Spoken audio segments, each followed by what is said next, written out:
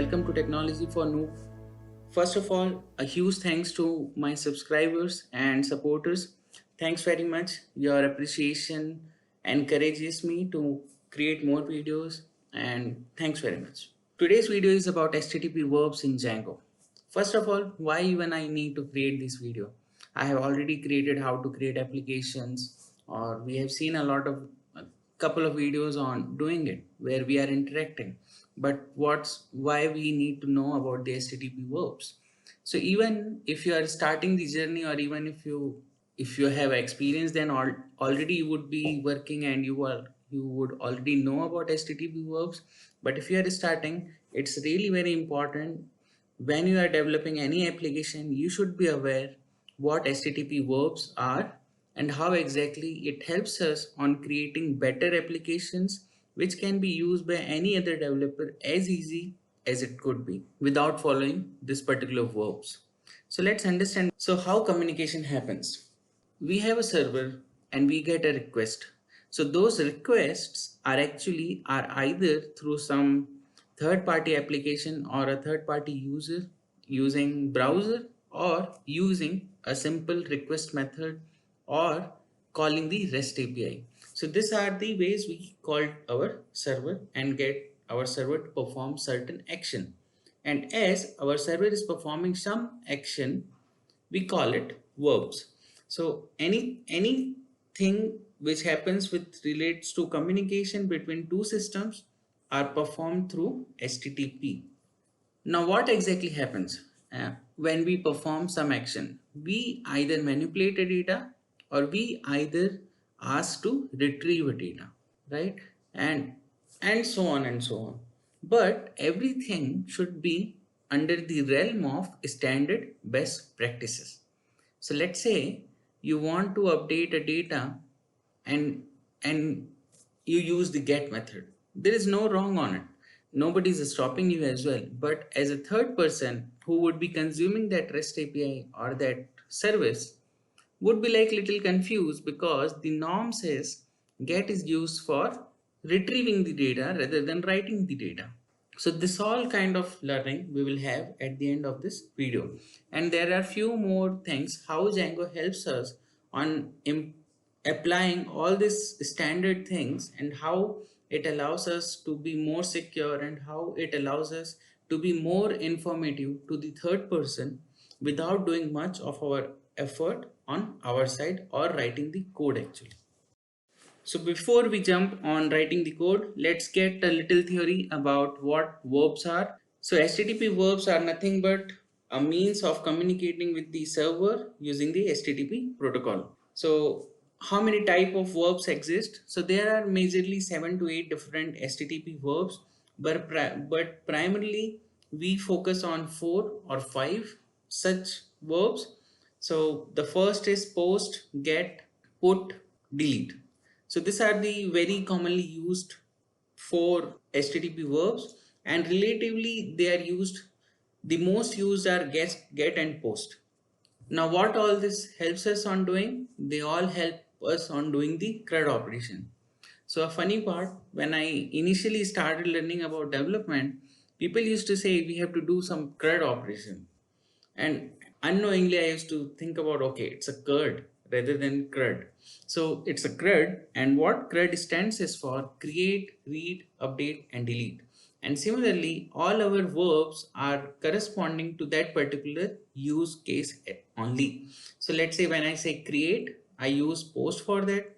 When I have to read, I will use get for that. And when I have to edit something or update something, I would use put for it. And when I have to remove or I have to delete, I will use delete for it. So this is a short description. Let's look at our post method. As I said, it is for create, and hence the C. This method is used to create any new object within the world of application. So first, either I can create a new element in a dictionary based on my use case, create a user, or create anything. So whenever there is a create option, whenever there is a new record is to be created, it's called post method. Now, when we are talking about HTTP request protocols, and now when a third person is going to use it, then we have to follow some normal standards. So whenever we send a request, the server also sends a status of that particular response. So whether the request was successful. So if the request for is for create, the response would be 201. And if there is any error, then it's called 404 or 409 and so on. Similarly, our next verb is get, and in our CRUD operation, it's for read.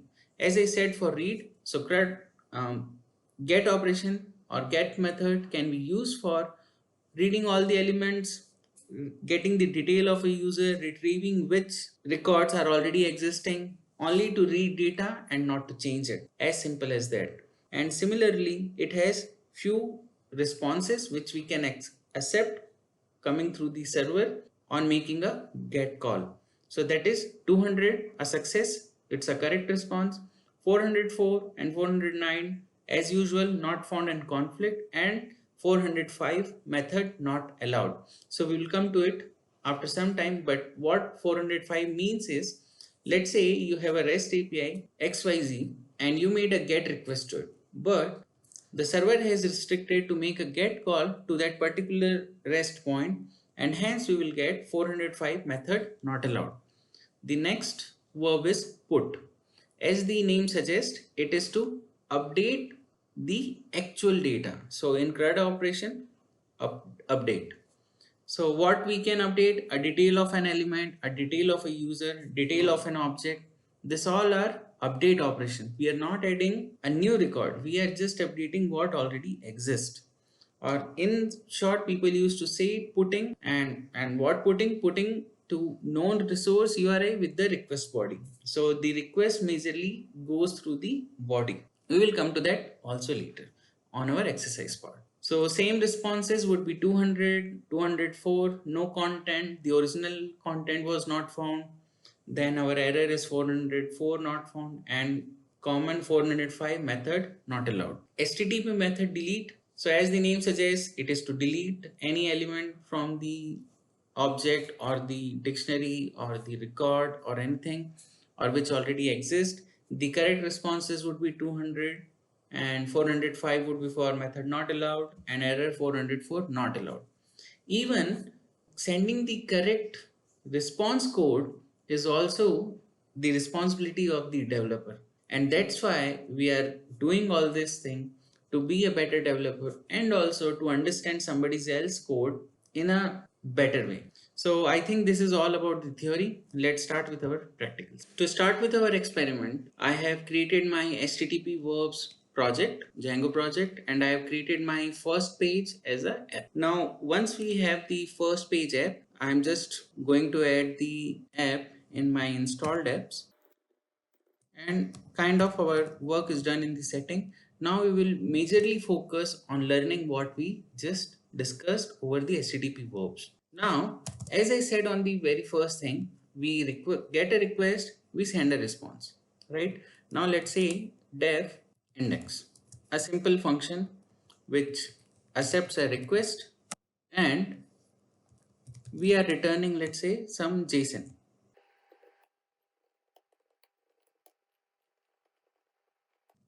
So this is a simple which we are sending. Now everything has to be defined in the URLs.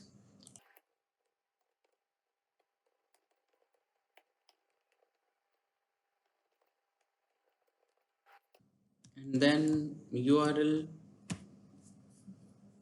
let's say index,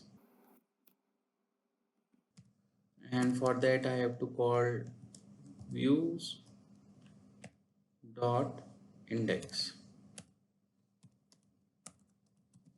and name is equal to,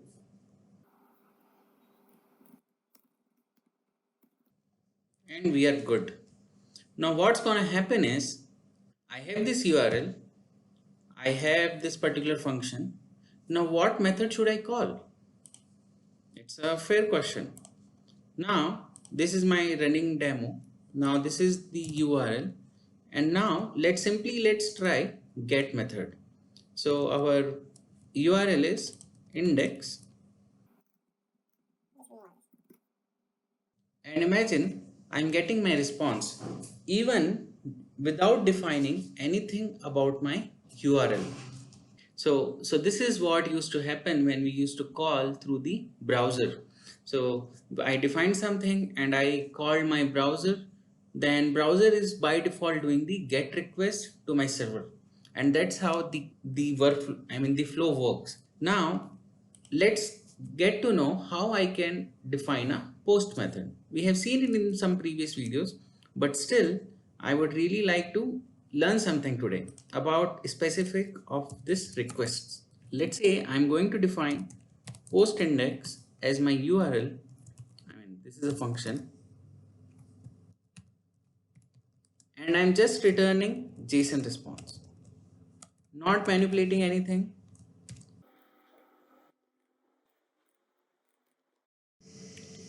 So I will define the new URL. So I have my functions. I need to call my function post index, and let's say post index. So let's call the functions and let's see the responses. So the first one where I was doing the get request, I got it. Now similarly I have my second URL which is post index. Let's do the post here again, I mean get, and let's see what happens. So it will certainly get executed and return me the response. But now let's say I want to have a post method to be implemented. Now to get the post method, it does not directly goes. When we were doing in our web application where we have a browser which used to communicate, we saw this particular error there itself, and we solved it by using the CSRF exempt, and we have to do it in our REST API right now because there is no browser communication happening. It's a direct endpoint communication. So how to get that thing? So Django has decorator function support for such kind of small activities. So Django.views decorators.csrf gives you this particular method CSRF exempts, and what we have to do is you have to write your function within that particular method, and then it will automatically work. Let's see it in action. So now if I do it and I get my response through a post. As you can see, right now in our post method we are not sending any data, means we are not creating any record at the end or in the backend, but this is just to start with. Now let's try one more thing. So right now I have post which I did with this particular URL. Can I do a get now? So if I try, I'm still getting the response. Now how to control it? Even I can have any kind of request passing through that particular API, meaning there is no security first of all, and there is no correct information to the third person who is going to consume this REST API or who is going to create an application consuming this REST API. What exactly he should do, whether he should use this API to have a get response or use this API to have a post method. So for that particular purpose, the initial thing which comes to me was, okay, I can simply give a conditional statement here. If my request dot method is equal to get, then perform this particular activity, and also if request, then perform this activity. Now let's check our application. So I did a get on the first one. Now I'm doing a put, and it would throw the error. Let's try get, again error, and now let's do post. Works. But when I was the very first thing to understand, yes, I was successful on controlling it, but now let's say I don't want my system to break because of it. I want to send a sensible information to the third party user that, hold on, you are making a wrong call, you have to do only post or you have to do only get. So how to get such kind of things done in Django? So it's a very simple. You don't have to write if and else. You can have based on your requirement. But if you want to control what kind of methods can be accessed or called to that particular API, you can control it via using another decorator function in the views. So in here, you get another decorator function, django.views.decorators.http require http methods. And what exactly it would help us on, you would see the magic. We call a decorator function using the @ and in here you have to pass what method is allowed on that particular function. So here in caps, if I just say get, and in here in caps I would just say post, and saved. My all the things are ready. Let's try it. So when I did a get, I get a response AA here, 200 response. When I will do a post, I will get my response, which is perfect. But now let's do put. And as you can see, I get a response 405 not allowed. And it's all by default through the Django. Now I have not written any code and everything is getting maintained by the Django itself. So far we have achieved what we really wanted, but right now let's make it more user friendly and let's make it more reusable at later point of time. So for that we certainly need some classes. Now the first question comes, okay, I have seen everything now, but I have a doubt now. How exactly I would have a class and how exactly I would call in my views? A simple answer could be, let's say class app. So I will define some class, let's say app API, and I would just start defining it here. Now let's say I'm just going to do the same exercise one more time, but let's just copy paste and in let's call it class index just for our purpose. And now C and C. Now we have to define what's wrong, right? And now we have to define a URL here, which is going to be the same. That is going to be class index. Now somebody would just simply say, yeah, I would call my class APIs here. And how would I call it is simple. I will just bring it in here from first page dot views, import my class. And then I have to call this thing here exactly, views. Our function name was class index, and then I think this should work. Let's see how this is correct. And in here I have to just say, and I would say this should work, and yeah, it is working. So far we have not actually done anything new when we even called our class and then the function. So in general what we have achieved so far is Django does one thing. Django takes a HTTP call, request, and pass it to some valid function. And when we did app API and then the class name and then the function, we actually end up calling the function. Right now, let's say if I ask, can I simply call a function? And the answer is no. We cannot have a simple class name to be called because now the system does not know how to take a route to reach to a particular function defined. So that's why Django has a little bit a different way of supporting it. So how exactly we can have a class function in our Django app? So just to explain again, so Django's URL resolver expects to send the request and associate the arguments to a callable function, as I said earlier, and not a class. But class-based views can have SView functionality, which we will bring from the parent class view, which Django provides by default, and we will call it within our function or our class. And this class method would have a return functions which we will call when a request will be called.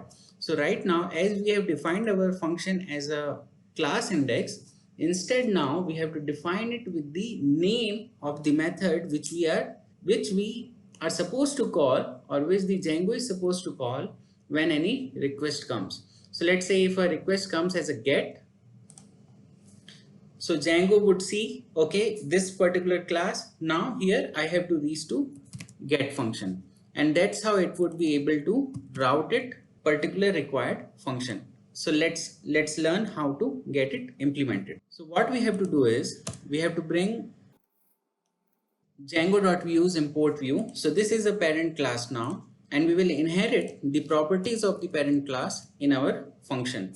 Now app API would inherit the properties of view. Now in our URLs, after the app API, we have to call as view, and we are good enough. Let's check our URLs.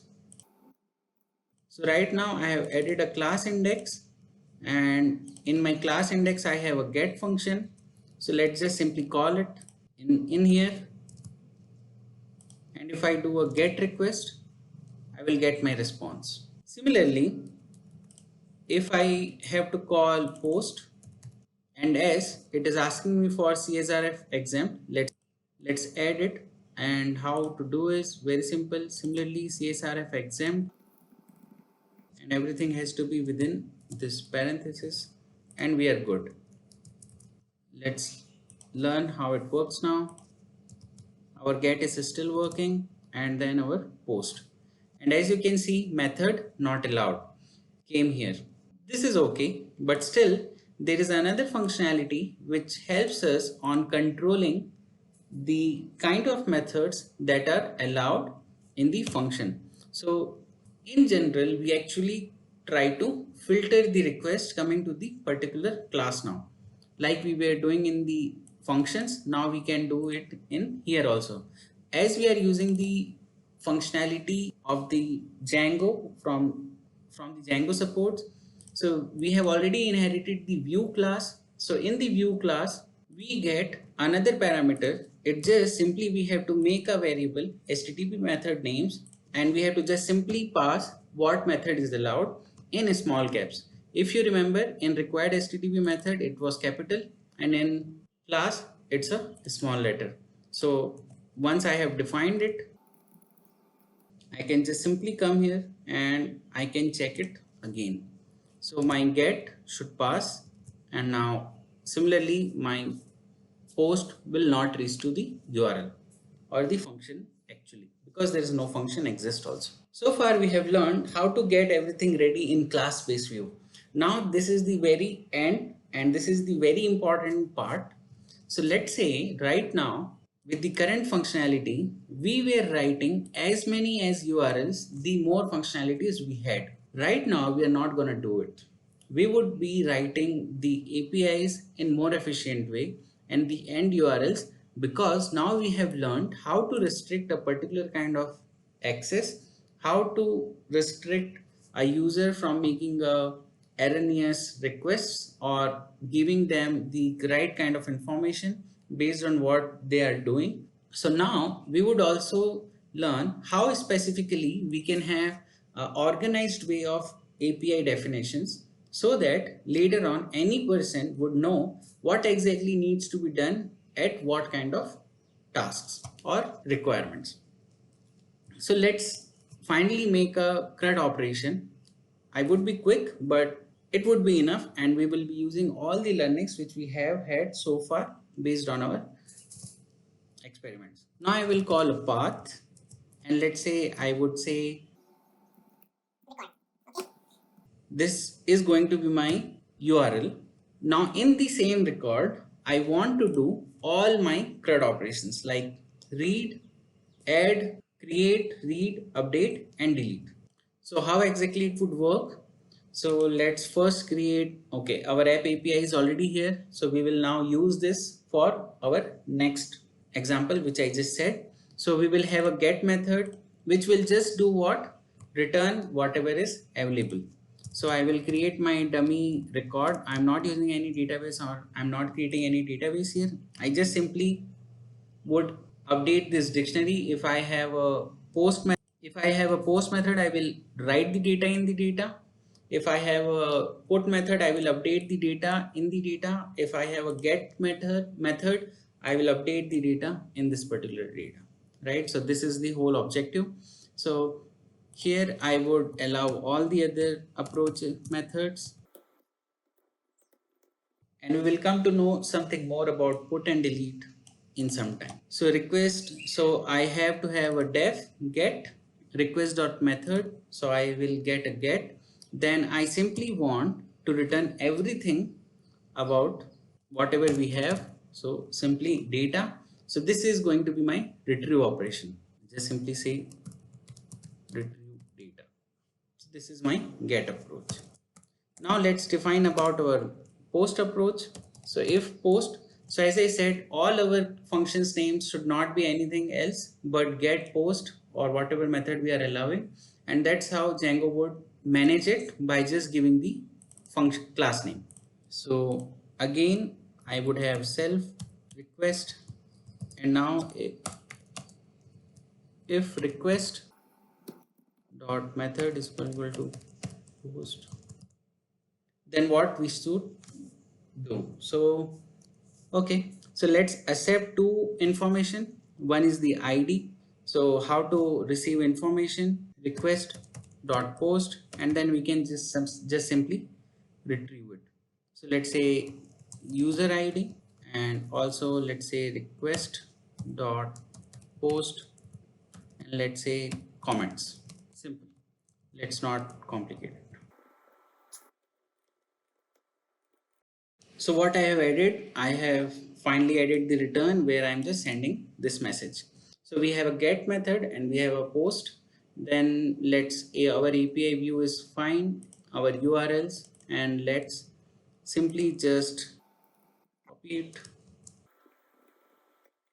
and let's add it here. So I'm using path. We would discuss about it sometime later, but now here we have record. So once a user will call record with a get method, this particular will get executed. If a user will call with a post method, this particular will get executed. Let's see it in example. So I'm here. Now so what I have added, I have finally added the return where I'm just sending this message. So we have a get method and we have a post. Then our API view is fine, our URLs, and let's simply just let's add it here. So I'm using path. We would discuss about it sometime later, but now here we have record. So once a user will call record with a get method, this particular will get executed. If a user will call with a post method, this particular will get executed. Let's see it in example. So I'm here. Now let's get our URL and record. So if I do this, I get nothing because there is no information available inside. Now let's learn something more about the post. And this is really important. So we have a record. Now we want to send data. So to send data, there are certain ways of sending it. Either you can send as a data, either you can send as a JSON, or either you can send as a parameters. As you can see here, param data is optional, dictionary, list or tuples. Param JSON, optional JSON data to send in the body. So if you are sending something in the body, and similarly anyway, or a simple query dict. So what exactly I'm going to do is I'm going to send a comment. That's what our API is about, params, and our user ID. That's what we have given here. So user ID, I have to pass in a dictionary. So this is kind of a dictionary format, query dict, and let's say username is user1. Then similarly, we have to pass comments. So we have to use the exit, and this is all has to be given to the third party user, whoever is going to use this particular APIs. So now I had a get which returned me there is no information available.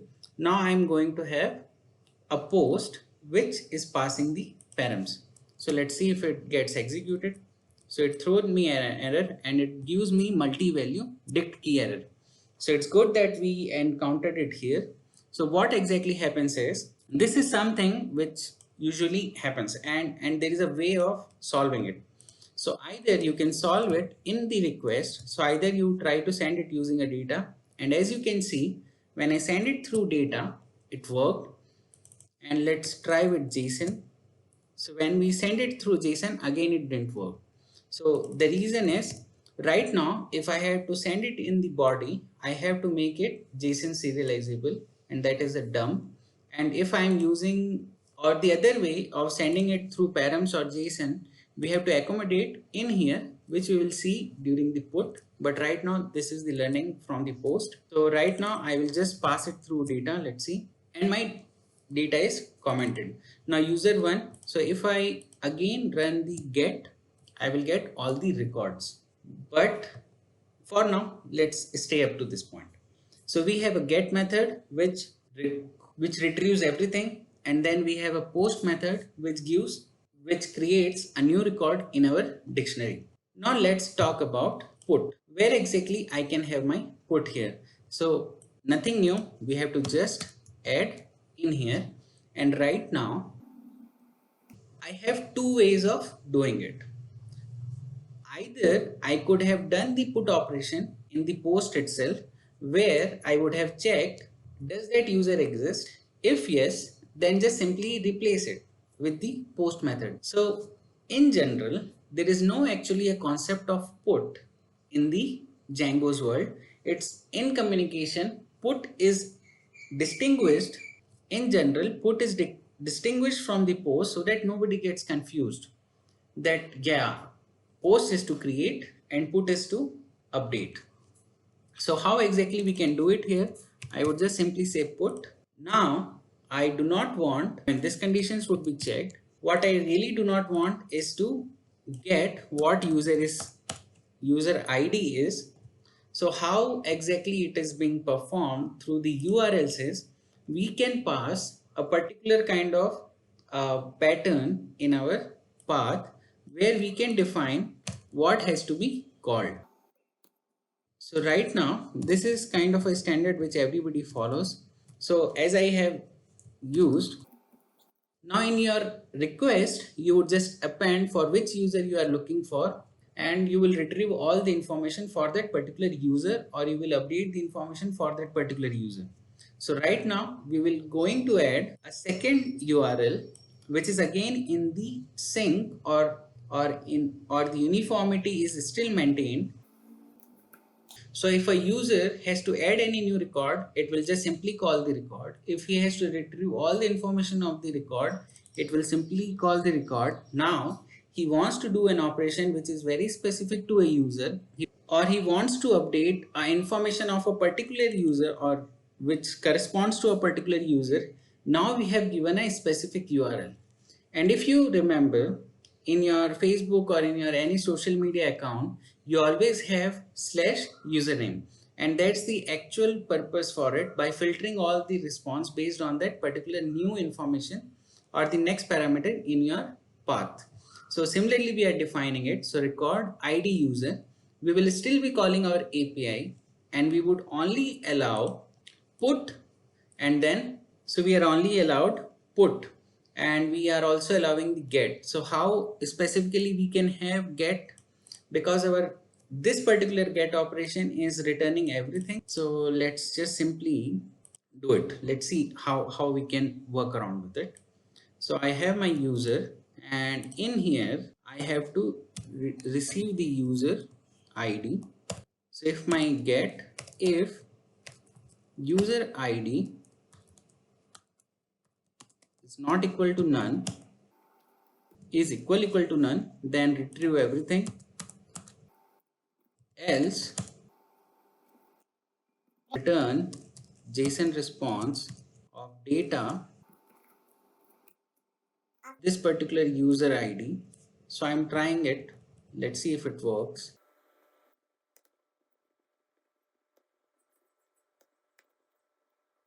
I hope it should work. So now if I do a get request, what I get?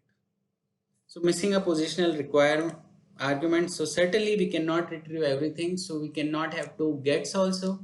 So the only way to get out from the situation is we have to define this particular get outside of our world, and let's do it.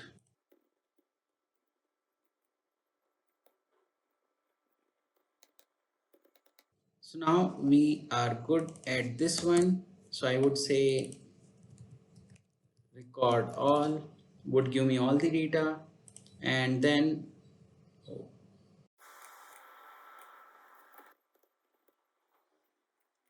so I think this is good now.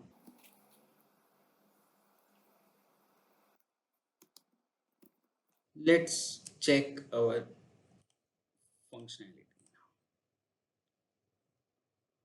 Oh yes, I have to define it. Record all URLs. So a record. So now it would be,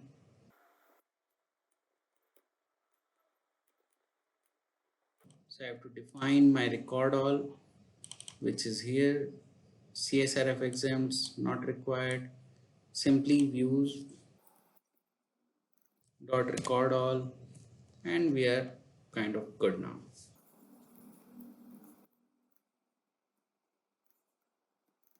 Record all, and if I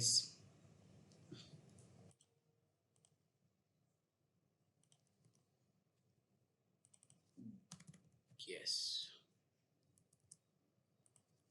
so my record all, this is going to retrieve me everything. So far we have nothing. Now I'm going to do a post method, which I did. Now if I do record all, I will get all the information. This is where the interesting point starts. Now we have this particular function URL where we have record all, which just give me everything. Now I have a path which says record, which helps me on posting the data. Now I have a particular URL which is going to retrieve me a particular information about a particular user, which is it will come here and it will just simply respond me with the user detail. So let's just simply see it in action. So I have record, and in the record I have to add user ID. So my user is user1, and let's simply check ID user. Perfect. I have to pass the ID user. Okay, here I have user ID, and in my URLs I have to pass user ID, and that was the mistake. And just simply executing it. Oh, I have to update it again. And as you can see, I got my first message which I updated. Now the same URL with this particular URL, we would be doing the update of that particular comment. So this is our URL would be, because we are going to do the manipulation on the user one's data. This is a put.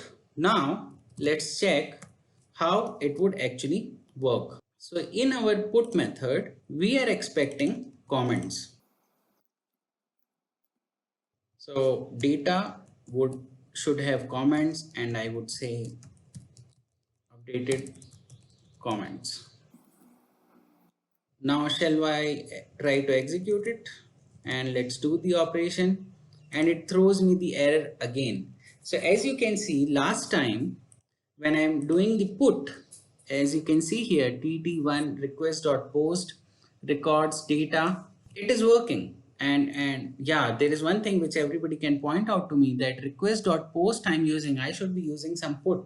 So actually there is no such concept of request.put in Django. It is only being supported for the browsers or the standard which people follow, but actually in Django there is no such concept of it. So to retrieve data in the put approach, what exactly we have to do is, instead of passing it through data, we have to pass it in the body. So how to pass it in the body is kind of really simple. So right now we are retrieving it using the post, rather than we have to retrieve it using the request.body. So let's just simply do some experiments. So print is already there, request. dot body, and let's see what happens. And so I have to perform all the sections again. I'm adding some data, retrieving it. Now I'm going to do the put. So our objective is put, and now data is being passed, and let's see what we receive at this part of the system. So we have got in body our value. So as we see, our content is in the body. So instead of calling this particular function, what we actually have to do is we have to get the information from the body of the request, and for doing that we have to just, because the input is in JSON, so we got JSON dot loads request dot body, and the value would exist in here. Now we can just simply say I have the information, the body, and the comments. So now in the data user ID, I would just simply pass the comments, and it should be get updated. So let's check the exercise. I retrieve all the information which has nothing. I add a comment to it. I retrieve, and now I'm doing the put. So if I perform, perfect, no problem. So I have received. Okay, let's just simply check what we receive here. So I will post, then I will retrieve, and let's check again. I do not see anything wrong there, so let's just think one more time what's going wrong. So I'm receiving my data for sure. Oh, it's not in the JSON. Okay, so what actually I have to do is, this is data and this has to be in the body. Oh god, so this was the error. Then I have to just simply say yeah, and as you can see, comments has been updated. Let's just retrieve it again, and updated comments, perfect. So now we have to do just one more last operation, and that is the delete. And when I have to delete, it's kind of simple, like a get, where we retrieve. Here we have to just delete, so I would just simply say delete, and request dot method is equal to delete, and here we have to just simply say delete data our user ID, and we would just simply say, let's just simply check it. I will remove everything, so whatever we have done so far. So a request, perfect, these are the our previous, so we can ignore it. Now coming to here, where we are retrieving all the information, we have added a new URL, record all. Now from here onwards we have then we have a record, and this record is going to do what? Update. The post method will is going to add a new, so we are going to do a create operation. We created it, then we are retrieving it of that particular user, then we are updating it, and then simply we are deleting it. So we created, we read, and then we updated, and then we finally delete, and that's how all the CRUD operations are done. So this is all about the CRUD operation and REST APIs in Django. I hope you got the understanding how to use class, how to define your functions, how to retrieve it using the URLs, how to actually have a uniform way of defining your URL so that the end user would be more comfortable on using your functionalities. So at the end, if you for this particular video, if you like my work, please consider subscribing to my channel and encourage me on doing more such videos. And if you have any doubts, please reach out through comment section or some any other way, however you like. And have a great day. Thanks for your time.